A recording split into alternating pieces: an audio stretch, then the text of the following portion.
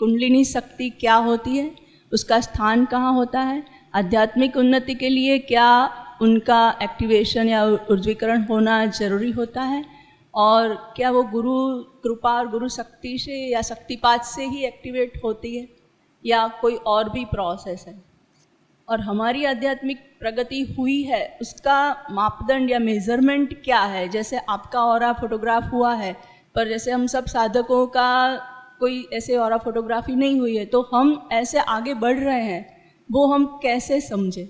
आप कृपया हमें मार्गदर्शन करें। संत ज्ञानेश्वर ने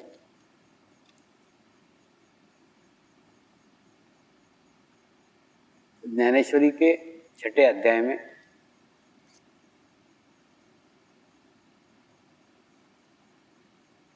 कुंडलिनी शक्ति के ऊपर प्रथम बार लिखा है।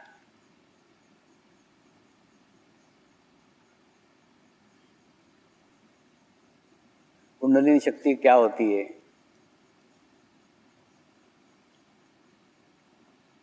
कुंडलिनी शक्ति जागृत होने के बाद में मनुष्य को क्या क्या लाभ होते हैं उसके बारे में भी लिखा है कि सबसे पहले शरीर के सब चक्र अच्छे हो जाते हैं। चक्र अच्छे हो जाते हैं तो उन चक्रों से संबंधित जितनी भी बीमारियां हैं वो बीमारियां ठीक होती है या नहीं होती। यानी चक्र आपके अगर अच्छे हैं तो आपको वो बीमारी होती नहीं, और अगर है तो उसमें सुधार आता है, डेवलपमेंट होता है। दूसरा, आपके विचारों की तीव्रता कम हो जाती है। तीव्रता कम हो जाती है मतलब एकदम कुछ नहीं घटित होता है। ये समझ लो आपको 10-10 मिनट के विचार करने की आदत है, तो आपको 10-10 मिनट के विचार आएंगे, लेकिन पहला विचार 10 मिनट का आएगा, दूसरा 9 मिनट का आएगा, फिर 8 मिनट का आएगा, फिर 7 मिनट का आएगा। यानी क्रमबद्ध तरीके से, लयबद्ध तरीके से विचारों की तीव्रता धीरे धीरे कम होगी। दूसरा, 2 विचारों के बीच में गैप आएगा, 1 मिनट का विलंब का स्थिति आएगा। विलंब का स्थिति यानी शून्य का स्थिति, उसमें कोई भी विचार नहीं है। और धीरे धीरे जैसे अभ्यास करते जाओगे वैसे विलंब का स्थिति बढ़ते जाएगा, विचारों की तीव्रता धीरे धीरे कम होगी। तीसरा, तुम्हारा चित्त के ऊपर नियंत्रण हो जाएगा। नियंत्रण हो जाएगा यानी कहीं पे भी तुम्हारा चित्त जो जा रहा है, इसमें जा रहा है, उसमें जा रहा है, उसमें जा रहा है, उसमें जा रहा है, इसके दोष ग्रहण कर रहा है, उसके दोष ग्रहण कर रहा है, उसके दोष ग्रहण, उस पर तुम्हारा नियंत्रण आएगा। और उसके बाद में चित्त पे पूर्ण नियंत्रण होने के बाद में चित्त सशक्त हो जाएगा, और सशक्त होने के बाद में आत्मा और परमात्मा का योग सिद्ध होगा। ये सब लिखने के बाद में उन्होंने अपने गुरुदेव से आज्ञा मांगी। ये सब मैंने लिखा है, आपने कहा लिखा, लेकिन लिखने के बाद में अगर इसका किसी को अनुभव नहीं कराया, इसको किसी की अनुभूति नहीं कराई, तो लोगों का इस पर विश्वास नहीं आएगा, लोग इसको मानेंगे नहीं। तो क्या मैं उसकी अनुभूति कराऊं क्या? किसी को अनुभव कराऊं क्या? कुछ लोगों को अनुभूति कराऊं क्या? तो उनके गुरु ने उत्तर दिया, वो तेरा क्षेत्र नहीं है, वो तुम्हारा क्षेत्र नहीं है। जागृति कराना, अनुभूति कराना, अनुभव कराना, ये क्षेत्र तुम्हारा नहीं है। ना ये तुम्हारा क्षेत्र है, ना ये वो समय है।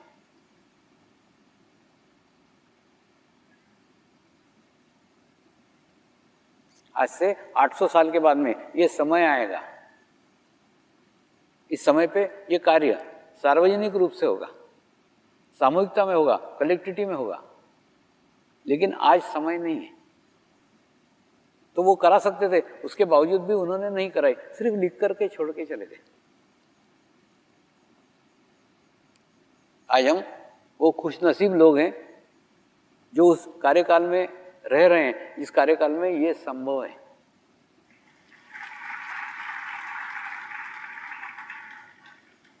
आप ऋषिकेश में ना थोड़ा ऊपर की ओर जाओ तो आपको कई गुफाओं में, कई पहाड़ों पे, कई संत, कई महात्मा पहाड़ों पे केवल इसलिए मिल जाएंगे कि वो आत्म साक्षात्कार पाना चाहते हैं।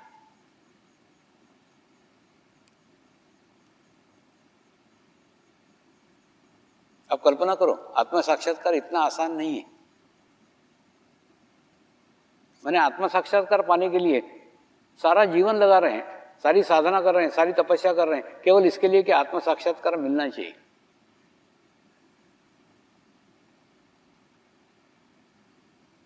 और आपको आसानी से मिला है, आपको आसानी से मिला है, इसके भी दो प्रकार हैं। दो प्रकार यानी साधकों में भी दो प्रकार हैं। कैसे दो प्रकार बताता हूं। एक प्रकार वो जो आत्म साक्षात्कार पाना नहीं चाहते थे,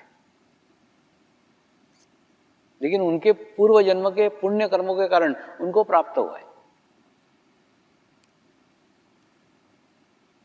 दूसरे वो साधक हैं जो आत्म साक्षात्कार लेने के लिए ही पैदा हुए हैं। इन्होंने अपने पूर्व जन्म में ऋषिकेश में, हिमालय में कहीं तपस्या की होगी, कहीं साधना की होगी कि मुझे अगले जन्म में आत्म साक्षात्कार मिले, तो उनको आत्म साक्षात्कार मिला है। तो जिनको पुण्य कर्म के कारण मिला है उनको उसकी वैल्यू नहीं है। अब देखो ना, कुछ लोगों को आत्म साक्षात्कार की वैल्यू है, क्या मिला है उसकी जानकारी है। कई साधक ऐसे हैं जिनको जानकारी भी नहीं है, उसको उनकी कोई कीमत भी नहीं, क्योंकि क्या है, अनायास मिला है ना। जैसे भी एक साधक ने मिला, अनायास मिल जाता है, वैसे अनायास मिल गया है और वो पुण्य कर्म के कारण मिला है, तो उनको उसकी वैल्यू नहीं है, तो वो उसकी कदर नहीं करते, वो ध्यान नियमित नहीं करते, साधना नियमित नहीं करते। और जिन्होंने आत्म साक्षात्कार के लिए जन्म लिया है और जिनको मिला है उनको उसकी कदर है, वो बोलते नहीं नहीं, आत्म साक्षात्कार मिला है, अब इसी जन्म में मोक्ष मिलना ही चाहिए। लक्ष्य है उनका, टारगेट है। तो उसी प्रकार से आत्म साक्षात्कार एकदम छोटी सी घटना नहीं है। कुंडलिनी शक्ति हमारे मूलाधार चक्र के ऊपर जाके स्थित हो जाती है।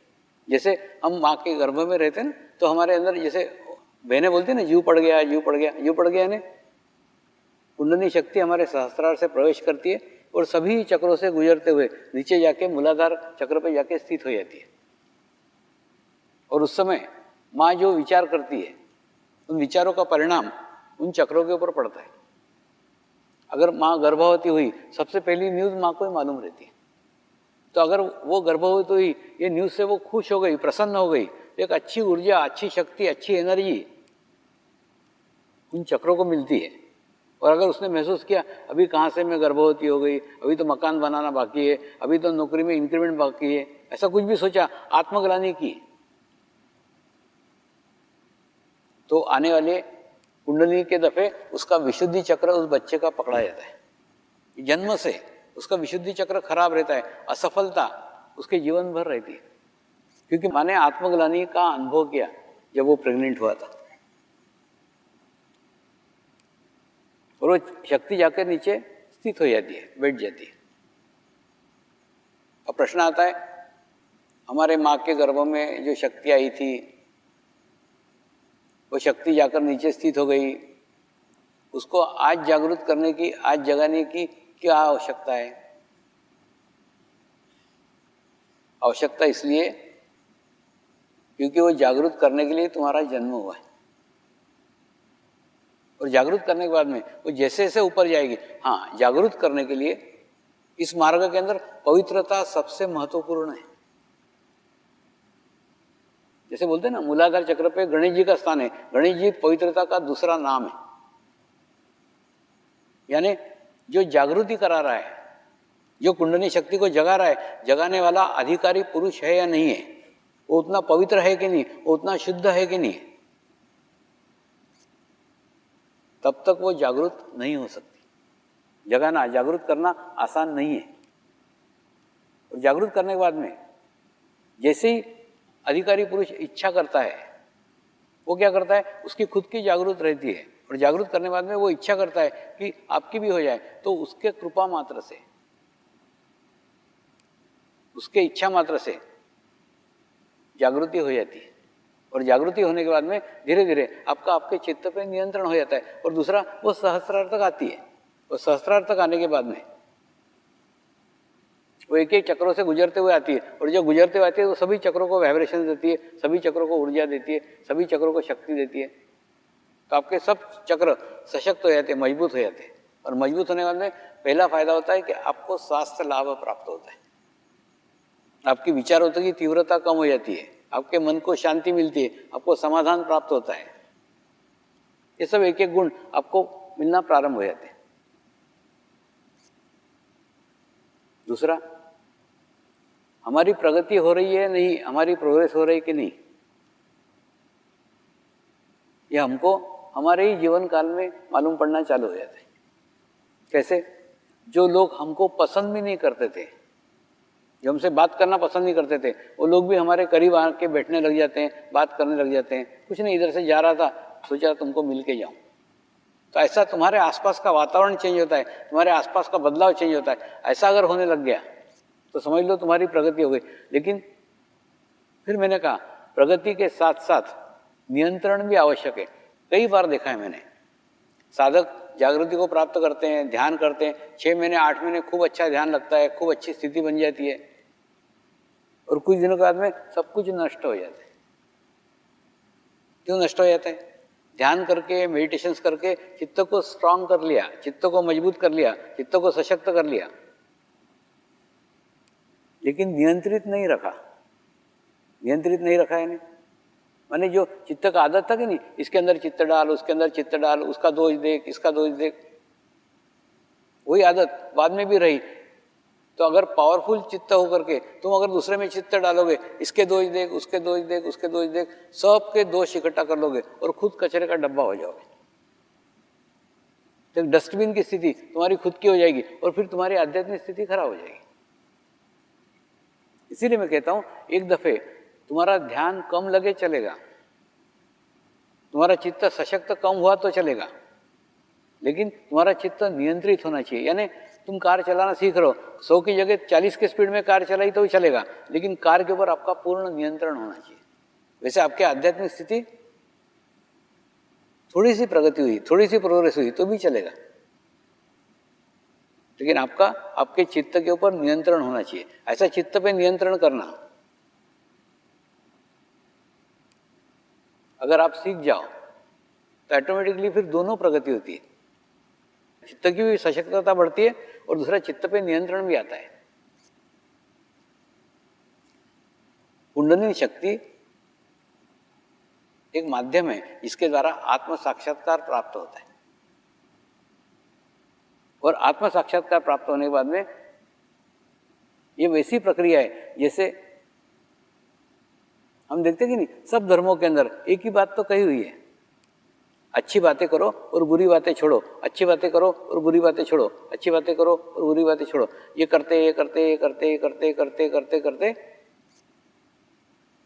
आपके भीतर की अंतरात्मा की, आपके भीतर के आत्मा की जागरूक करने की प्रक्रिया है। लेकिन ये प्रक्रिया इतनी बड़ी है, इतनी कठिन है, इतने सालों की है कि तब तक हमारा जीवन ही समाप्त हो जाता है। आत्म साक्षात्कार की पद्धति उससे उलट है। इसके अंदर ये नहीं बताया जाता क्या करना चाहिए, क्या नहीं करना चाहिए, क्या खाना चाहिए, क्या पीना चाहिए, कुछ नहीं। शरीर को महत्व ही नहीं है, शरीर के बातों को भी महत्व नहीं है। सीधे आपके भीतर का लाइट प्रकाशित कर दिया जाता है, आपके भीतर का आत्मा जागृत कर दिया जाता है, और आत्मा जागृत हो जाने के बाद उस प्रकाश में आपको आपके दाग सर्वप्रथम दिखते हैं। ये ठीक वैसा ही है जैसे किसी दिए को जलाया जाए तो ऑटोमेटिकली दिए के कांच के ऊपर कौन से दाग लगे हुए हैं, कौन से धूल है, कौन सी डस्ट है, वो सबसे पहले किसको दिखेगा? तो दिए को दिखेगा, क्योंकि उसके प्रकाश के अंदर वो सबसे करीब है, सबसे पास है। तो आत्म साक्षात्कार होने की पहचान यह है कि जैसे आपके आध्यात्मिक प्रगति हो रही है तो सबसे पहले आपको दूसरे के दोष दिखना बंद हो जाएंगे। क्या कारण है?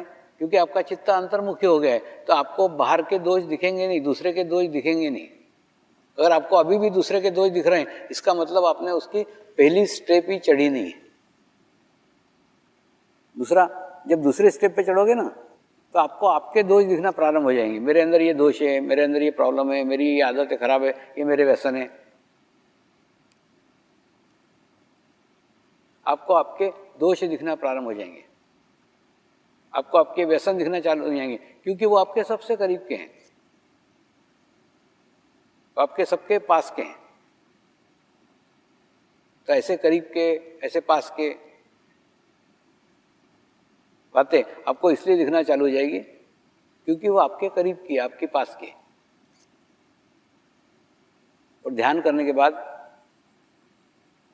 ध्यान एक अभ्यास है, ध्यान एक साधना है, ध्यान एक प्रैक्टिस है। ऐसा कुछ नहीं कि एकदम फू कर दिया कि हो गया।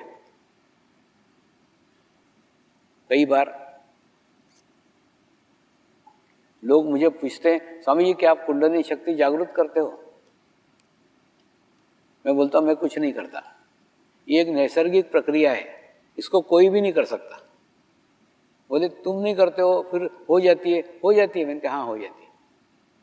कैसे हो जाती है? तो एक मोमबत्ती अपने स्थान पे स्थित होकर के जल रही है, और वो जलती हुई मोमबत्ती से प्रेरणा लेकर के, एक बुझी हुई मोमबत्ती की इच्छा हुई कि मुझे भी जागरूक होने का है, मुझे भी प्रकाशित होने का है, तो ऐसी शुद्ध इच्छा लेकर के वो बुझी हुई मोमबत्ती धीरे धीरे धीरे धीरे धीरे धीरे उस जलती हुई मोमबत्ती के पास में आती है। और जैसे ही उस जलती हुई मोमबत्ती के पास में उसके लो से इसकी लो स्पर्श हो जाती है, तो ऑटोमेटिकली बुझी हुई मोमबत्ती भी जल उठती है। तो जलती हुई मोमबत्ती बुझी हुई मोमबत्ती को जलाती है क्या? नहीं, वो तो अपने जगह पे स्थित होती है, वो अपने स्थान पे जलती रहती है। लेकिन बुझी हुई मोमबत्ती जलती हुई मोमबत्ती के सानिध्य में स्वयं प्रकाशित हो जाती है, स्वयं जल जाती है। ठीक वैसा ही है, एक गुरु स्वयं कुछ नहीं करता, वो अपने जगह स्थित रहता है, अपने जगह बैठ रहता है, लेकिन उसके सानिध्य में ये घटना घटित हो जाती है। क्यों? क्योंकि उसके पास में खूब बड़ी सामूहिकता रहती है, खूब बड़ी कलेक्टिविटी रहती है, उस कलेक्टिविटी की उसकी शक्ति रहती है। उसी शक्ति के कारण वो व्यक्ति, एक सामान्य व्यक्ति दिखता हो लेकिन सामान्य व्यक्ति होता नहीं है। दिखने को हमारे जैसे दो पैर, हमारे जैसे दो हाथ उसको भी रहते हैं, लेकिन उसके बावजूद भी वो असामान्य रहता है। वो सामान्य इसलिए रहता है, उसके आसपास हजारों लाखों आत्माओं की सामूहिकता रहती है, हजारों लाखों आत्माओं की सामूहिक शक्ति होती है। कुछ साल पहले मैं इंग्लैंड गया था, तो वहाँ पे एक पेंद्रू करके जगह है, वहाँ पे शिविर लेता था। तो एक गार्डन के अंदर बैठा हुआ था, पत्रकारों की शिविर समाप्त हुई। तो पत्रकारों की शिविर समाप्त होने के बाद में एक पत्रकार ने पूछा, स्वामी जी मुझे अनुभूति हुई, मुझे अनुभव आया, ध्यान किया, अच्छा लगा, सब महसूस हुआ, लेकिन मैं मेरे पत्रकार मित्रों को कैसे समझाऊं कि आप कोई विशेष व्यक्ति है, आप कुछ अलग व्यक्ति है, हमसे हटकर है। क्योंकि दिखने को तो कुछ नहीं दिखता, उस समय ये ओरा के फोटोग्राफ्स वगैरह नहीं थे। तो आपको भी दो हाथ हैं, मेरे को भी दो हाथ हैं, आपको भी दो पैर हैं, मेरे को भी दो पैर हैं, आपके अंदर भी खून है, मेरे अंदर भी खून है, हम दोनों समान हैं, एक जैसे हैं। तो मैं उनको कैसे समझाऊं कि आप कुछ विशेष हैं? तो उस समय पीछे खूब बड़ी पहाड़ी थी, उस पहाड़ी के ऊपर एक उच्च शिखर था। उस उच्च शिखर की तरफ इशारा करके मैंने उस पत्रकार को कहा, प्रत्येक मनुष्य उस उच्च शिखर पे पहुंचना चाहता है कि अपने जीवन काल में उस उच्च शिखर पे पहुंचे। और पहाड़ के किसी भी स्थान से, किसी भी जगह से, किसी भी जमीन से, किसी भी मिट्टी से उस उच्च शिखर तक पहुंचा जा सकता है। सब जगह से पहाड़ खुला है, कोई कंपाउंड नहीं है। लेकिन एक व्यक्ति अपने परिश्रम से, अपने प्रयास से, इस इच्छा से उस उच्च शिखर तक पहुंचता है कि उस उच्च शिखर पे प्रत्येक मनुष्य पहुंचना चाहिए। और ऐसी इच्छा करके वो धीरे धीरे धीरे धीरे धीरे 60 साल की साधना के बाद उस उच्च शिखर तक पहुंचता है। और शिखर पे पहुंच करके वहां बैठा नहीं रह जाता, वहां स्थित नहीं हो जाता, वहां से धीरे धीरे धीरे धीरे धीरे धीरे रास्ता बनाते हुए आता है दूसरों के लिए, कि उस उच्च शिखर पे दूसरे लोग भी पहुंच सके। इस शुद्ध भाव के साथ रास्ता बनाता है, रास्ते के कंकड़ पत्थर हटाता है, रास्ते की झाड़ियां साफ करता है, और ऐसी झाड़ियां साफ करते धीरे धीरे धीरे धीरे धीरे धीरे नीचे आता है, और नीचे आकर के एक गेट बनाता है, एक पगडंडी बनाता है, पगडंडी के ऊपर एक गेट बनाता है, और गेट के ऊपर बैठा रहता है। जो भी लोग पर्वत पे चढ़ना चाहते हैं, जो भी लोग उस उच्च शिखर पे जाना चाहते हैं, उन सब लोगों को बताता है, तुम उच्च शिखर पे जाना चाहते हो ना, तुम उस उच्च शिखर पे पहुंचना चाहते हो ना, मैं जाकर के आया हूं, और मेरी इच्छा है प्रत्येक मनुष्य मात्र उस उच्च शिखर पे पहुंचे। इसीलिए मैंने प्रत्येक मनुष्य मात्र के लिए एक मार्ग बनाया है, एक रास्ता बनाया है। रास्ते के सारे कंकड़ हटाए, सारे पत्थर हटाए, सारी झाड़ियां हटाइए, और नीचे आकर के एक पगडंडी बनाई है। इस गेट में से, इस पगडंडी से जाओगे तो सीधे उच्च शिखर पे पहुंचोगे। ये पगडंडी मेरी जानी पहचानी हुई है, ये पगडंडी मैंने अनुभव की हुई है। ये पगडंडी पे कोई कांटे नहीं है, इस पगडंडी पे कोई पत्थर नहीं है।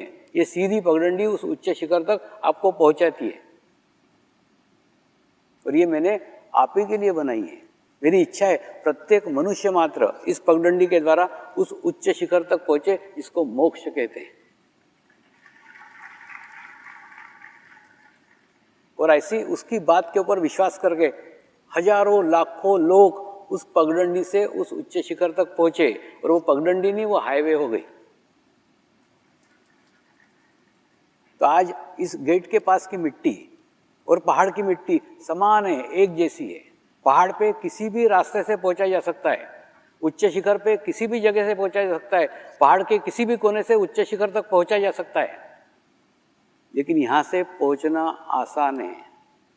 यहाँ से पहुंचने का अनुभव लिया हुआ व्यक्ति यहाँ बैठा हुआ है, यहाँ मार्गदर्शन कर रहा है, रास्ता बता रहा है, पगडंडी बता रहा है।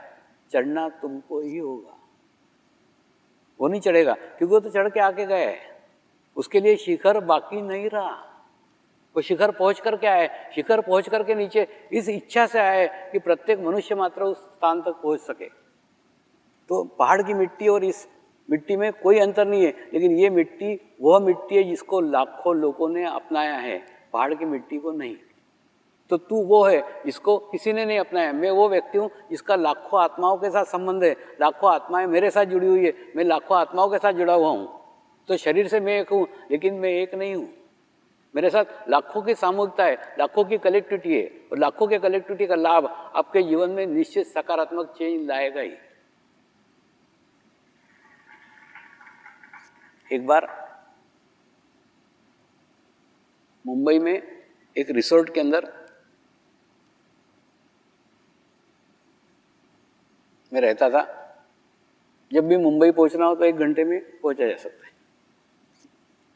तो वहां पे सुबेरे 4 बजे एक आम के वृक्ष के नीचे ध्यान करता था। तो 5:30-6 बजे करीब जब ध्यान में से उठा, तो एक पति पत्नी दौड़ लगाने को आए थे,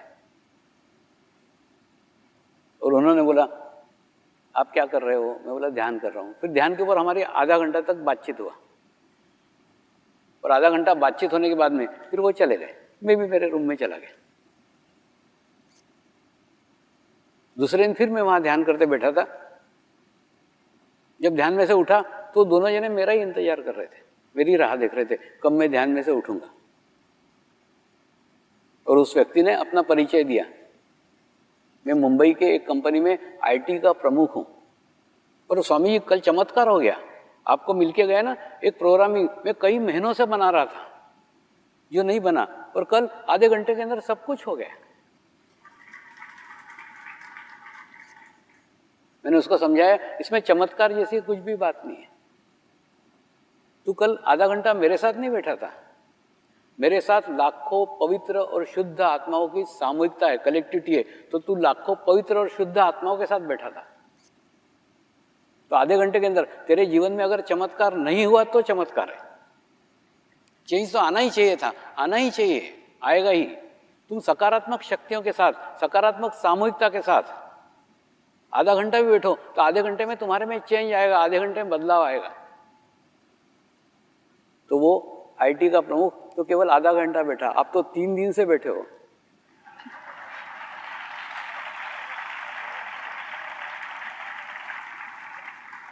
तो कल से तुम देखोगे तुम्हारे भी जीवन में एक सकारात्मक मोड़ आने वाला है।